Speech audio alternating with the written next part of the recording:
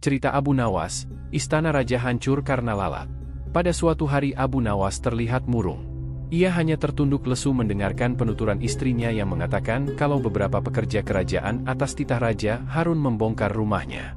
Raja berdalih bahwa itu dilakukan karena bermimpi kalau di bawah rumahnya terpendam emas dan permata yang tak ternilai harganya. Namun, setelah mereka terus-menerus menggali, ternyata emas dan permata tidak juga ditemukan. Parahnya, sang raja juga tidak mau meminta maaf dan mengganti rugi sedikitpun kepada Abu Nawas. Karena itulah Abu Nawas sakit hati dan memendam rasa dendam kepada perusak rumahnya. Lama Abu Nawas memeras otak, namun belum juga ia menemukan muslihat untuk membalas perbuatan baginda. Makanan yang dihidangkan istrinya pun tidak dimakan karena nafsu makannya telah lenyap. Keesokan harinya Abu Nawas melihat banyak ialat-ialat mulai menyerbu makanannya yang sudah mulai basi. Begitu melihat lalat ialat itu berterbangan, Abu Nawas tiba-tiba saja tertawa riang seolah mendapatkan ide. "Tolong ambilkan kain penutup untuk makananku dan sebatang besi," kata Abu Nawas kepada istrinya. Dengan wajah berseri-seri, Abu Nawas berangkat menuju istana. Setiba di istana, Abu Nawas membungkuk memberi hormat kepada Raja Harun. Raja Harun terkejut atas kedatangan Abu Nawas di hadapan para menterinya. Raja Harun mempersilahkan Abu Nawas untuk menghadap.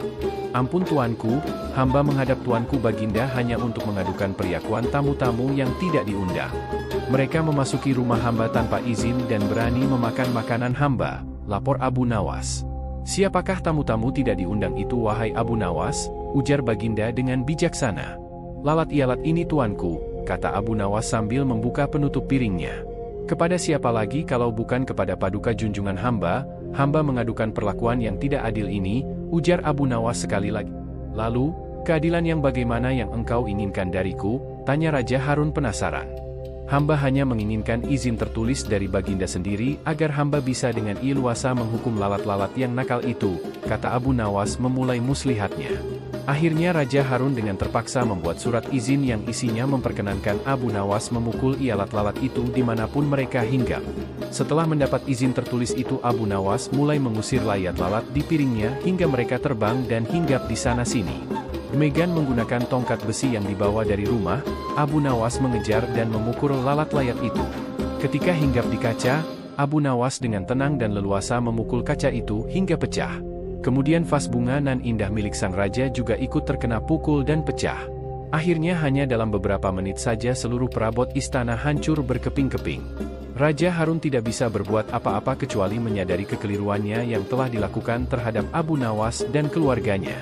Setelah merasa puas, Abu Nawas mohon diri. Barang-barang kesayangan Raja Harun banyak yang hancur. Bukan cuma itu saja, raja juga menanggung rasa malu. Kini dia sadar betapa kelirunya, telah berbuat semena-mena kepada Abu Nawas.